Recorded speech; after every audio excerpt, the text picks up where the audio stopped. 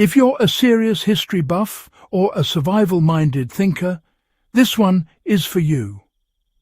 Before we dive in, make sure you're subscribed to the Prepper Historian so you don't miss the kind of wartime knowledge that cuts deeper than textbook stories. What you're about to hear isn't cinematic drama. It's the hard-earned fieldcraft that soldiers used when survival had nothing to do with luck.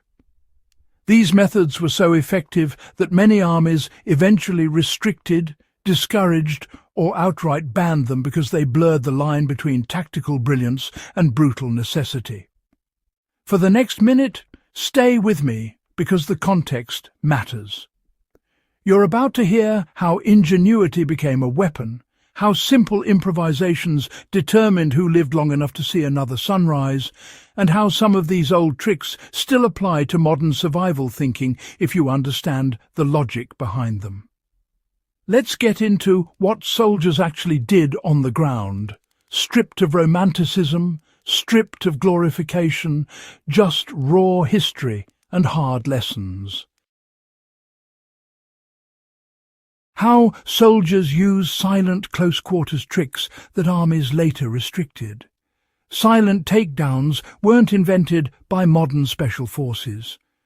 WWII commandos, scouts and infiltration units mastered a set of close-quarters techniques designed to drop a sentry without alerting an entire position. Many of these methods were adapted from pre-war police control tactics, but modified to become far more lethal. Armies later banned several variations because they caused catastrophic injuries even when used correctly, and because they encouraged a level of close-range killing that militaries no longer wanted to train broadly. The core principle was simple: eliminate noise at all costs. Soldiers trained to target the carotid arteries, the trachea, or the base of the skull using strike and twist movements that ended a confrontation in seconds. These were not movie-style grapples. They were engineered to bypass struggling entirely. Understanding this today is valuable because it reinforces a mindset. Close-quarters combat depends on simplicity, not complexity. The survival lesson here isn't about copying the banned technique. It's about learning how to break problems down to their core mechanics. For preppers, the takeaway is that decisive action has more value than drawn-out effort. In a real-world self-defense scenario, prioritizing escape, speed and control, rather than flashy moves, keeps you alive. How field-expedient booby traps became so effective they were outlawed. WT soldiers became expert improvisers, building traps out of wire, tin cans, tension lines, punji-style stakes, and even abandoned rations. These traps weren't extravagant. They were clever, subtle, and nearly impossible to detect in low light.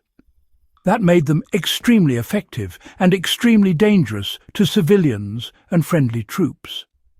After the war, many of these low-tech devices were banned or heavily regulated under international conventions.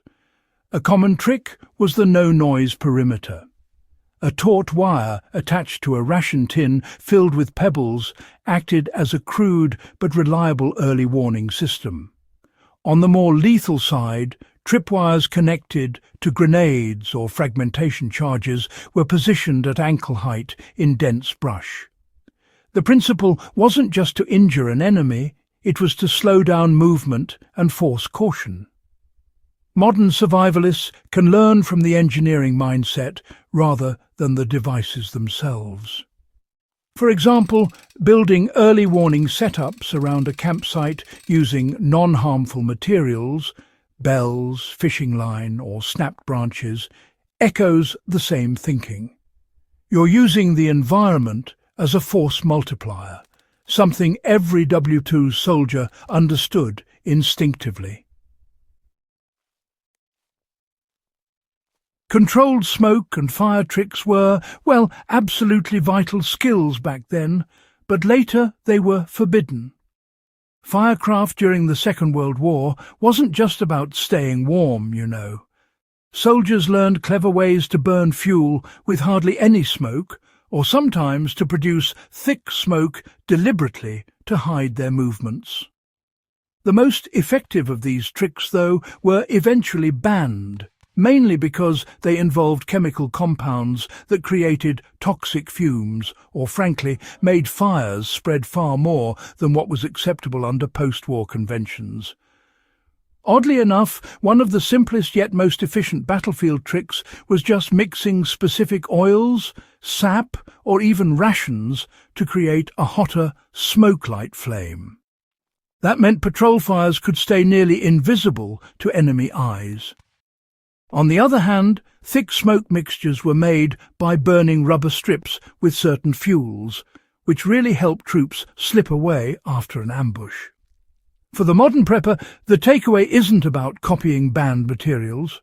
It's about, well, understanding how different fuels behave. In a survival scenario, keeping your fire concealed can truly be the difference between staying hidden and giving away your position. Using dry wood, small split kindling, and a tighter fire structure, these reduce smoke significantly. That's a safe, legal way to apply a wartime principle. Soldiers in the Second World War really pushed noise discipline to levels that, honestly, modern armies just don't allow anymore. Noise discipline today is, well, pretty standardized. But back then, troops went to extremes that later got banned for health and safety reasons. They stuffed their boots, wrapped gear in cloth, and even modified standard equipment to get rid of any metal-on-metal clinks. Some units even removed or tied down parts of their rifles to stop rattling, something modern militaries forbid now, since it can compromise weapon reliability. The logic was simple. If the enemy heard you first, your survival odds dropped dramatically. Modern gear is much quieter, so you know those extreme measures aren't really needed today. But the mindset? Still absolutely relevant. For today's prepper, minimizing noise while moving through woods, abandoned buildings, or urban areas can really give you a decisive edge. The steps now are safer. Tape loose straps. Don't let anything dangle from your pack and, well, control your breathing as you move. Deceptive camouflage tricks during the Second World War became so effective that, well, some of them were banned for future use. Camouflage then went far beyond just wearing muted colours. Soldiers used mud, ash, crushed vegetation, and even charcoal-based mixtures to break up their silhouette. Some units would alter their uniforms or even blend into civilian clothing for infiltration missions, tactics that were later banned under the laws of war because they worked so well and honestly created legal confusion. The key principle is that the human eye notices shape before it notices colour. Soldiers took full advantage by disrupting their outlines. These days, using this knowledge safely and legally is about learning how light, shadow, and movement can reveal you. A prepper can use natural materials to blend into an environment without breaking any rules. Even something as simple as sitting in the shade instead of standing in direct sunlight. Well, that mimics the same logic used in the Second World War. Second World War soldiers survived because they adapted quickly, improvised constantly, and really solved practical problems with whatever they had on hand. Their banned tricks weren't about brutality, they were about sheer effectiveness. Use their lessons for your mindset, not for mimicry.